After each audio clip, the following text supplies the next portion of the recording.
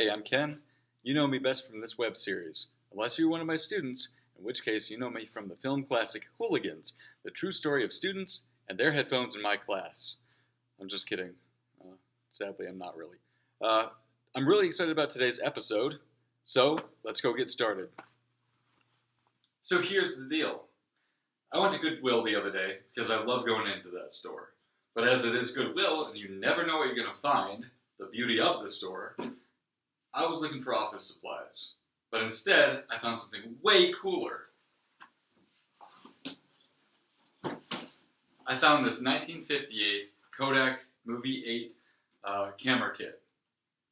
Now, I know it's a 1958 because while I was walking around the store, I did some research. And I found online that people were selling these kits for way more than what I bought it for. We'll get to that in just a moment. The challenge for this, how does this Kodak movie camera have anything to do with design at scale? Well, I'm always looking for ways to make money while restoring or customizing old products or making new ones. But in this case, I thought it'd be a fun challenge to pick up this old kit and to restore it to like new condition. As a huge Kodak fan, this is going to be a great challenge for me. So here's the economic side of this. I bought this for $13. I saw people online selling them for over $100. Even if I sold it for $50 storing it, that's $37 of profit. That's a bunch of tanks of gas in my car, which gets me back and forth to Goodwill to find new projects to work on. So this is going to make me money while having fun, and I see a lot of potential in many, many projects coming out of this. So what I want to do now is open it up and take a look. So as you can see, the box is a little bit marred by age and time.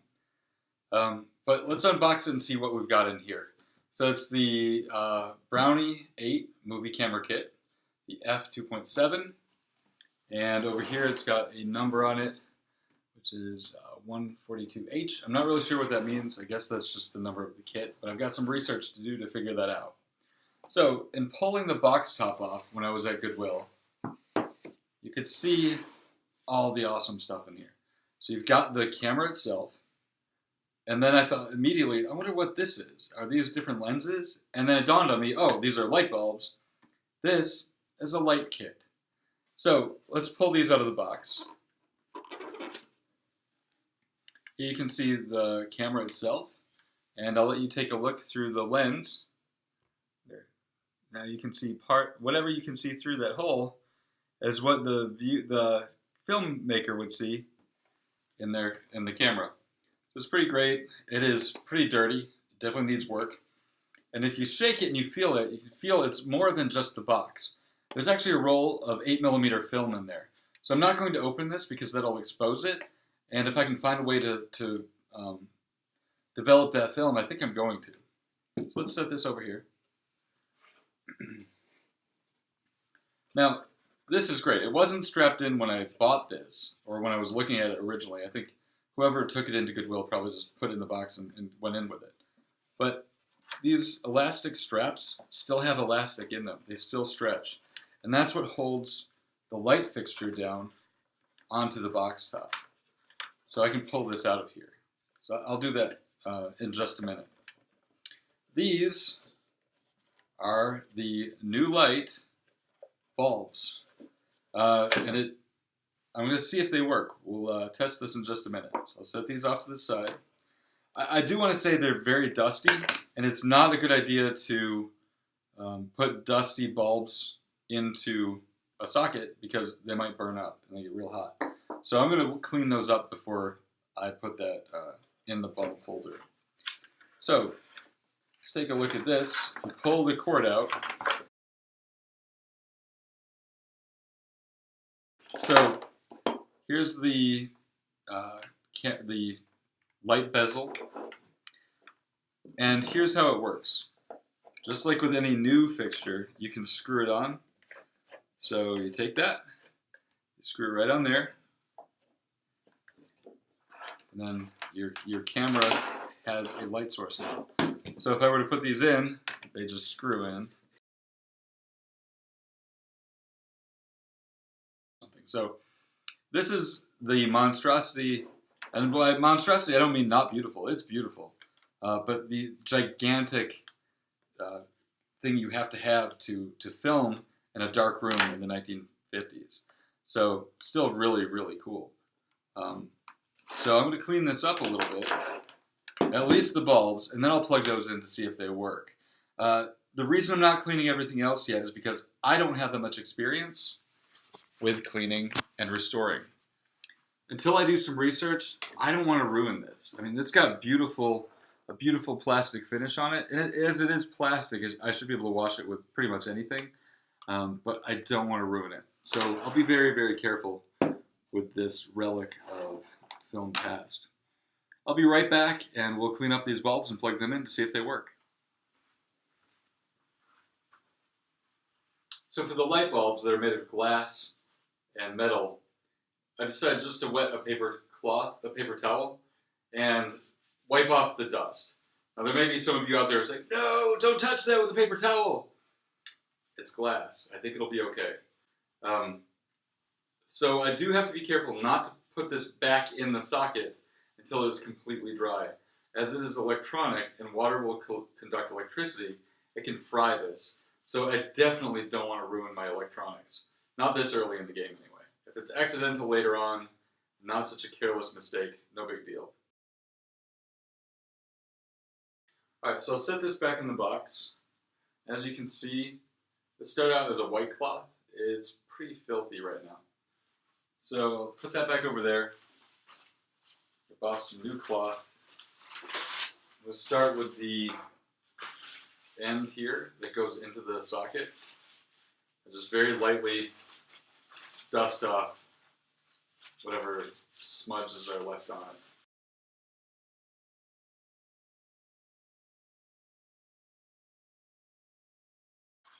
Alright, there we go.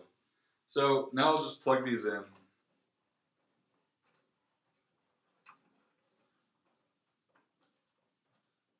I don't want to over tighten them because I don't want to crack the connection here between the brass or the copper and the glass. Although they seem fairly durable. Be very, very careful. Alright, now I have an extension cord. I'd recommend watching your eyes, but you're not here, so let's see what happens.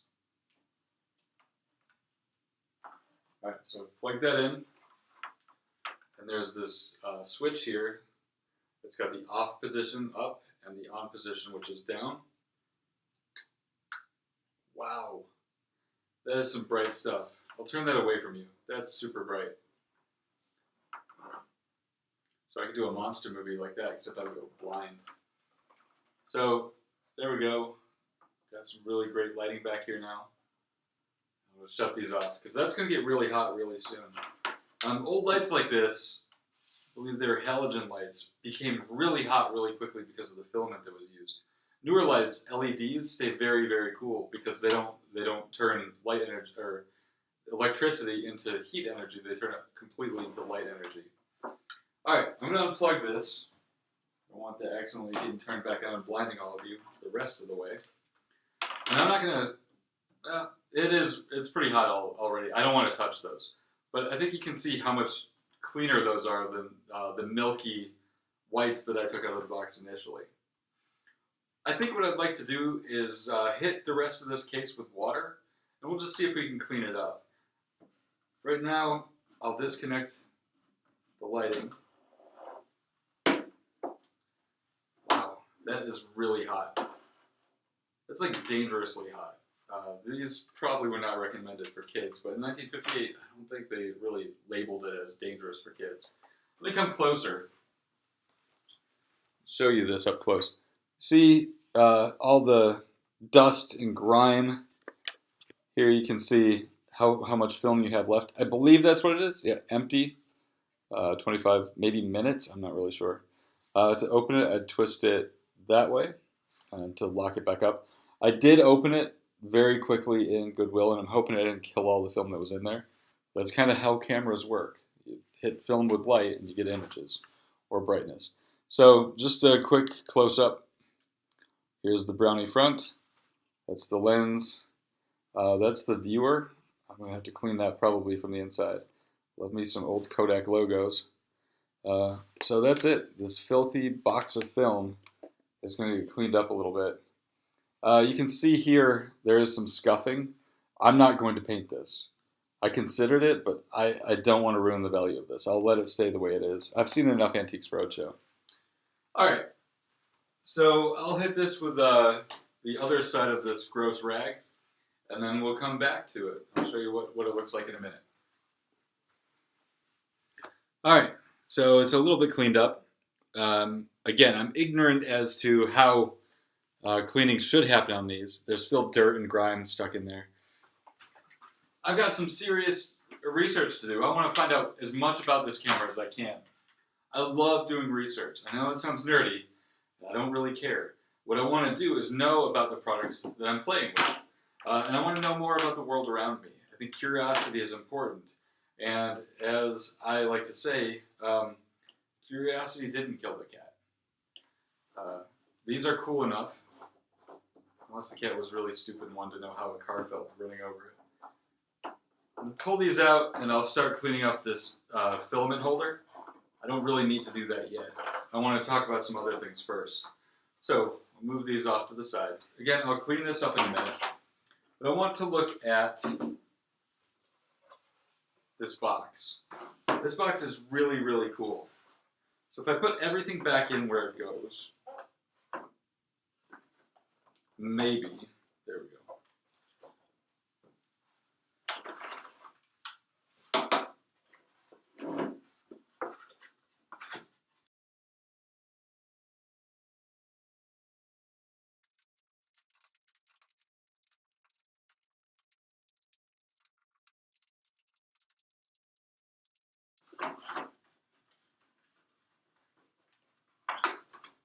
Put the elastic straps back over top.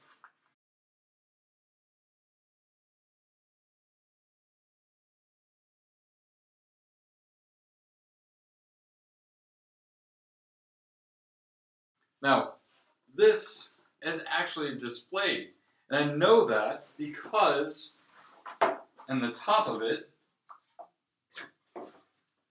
is this. And what a store might have done was set this on the counter and left this here for display. So as you're walking through and you're looking at all the cameras for sale, this might be leaned up on a countertop like this. The customer can read the sign, and you see the exciting happiness that you'll be feeling while you're filming your dad eating his cake, or Billy and Jane's first go-kart ride down the street, or sister or mom swimming in the pool with her rubber cap on. So it's trying to show this as family fun in a very 1950s style. What I want to do with this project is create a beautiful box. I'm a huge fan of Adam Savage's Tested. He loves to make boxes, and so do I. So I'm going to make a new box for this, a display box that looks a lot like this. I'll make the actual pieces out of cardboard. I can photograph and scan all these pieces in. Use Illustrator for whatever pieces I can't get off of this box.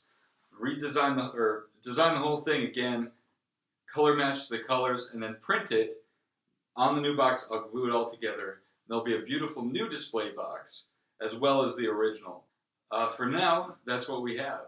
So I'm looking forward to all the amazing projects that come out of this. For now, let's call it a wrap.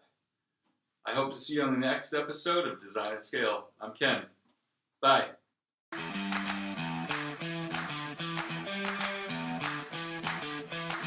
And to record, so I'm going to record myself recording me. That's pretty cool. They couldn't have done this in the 1950s.